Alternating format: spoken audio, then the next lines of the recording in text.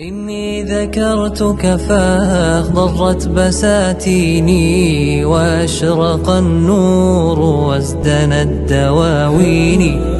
أنت الحبيب الذي في الروح مسكنه، وأنت حياة في شراييني.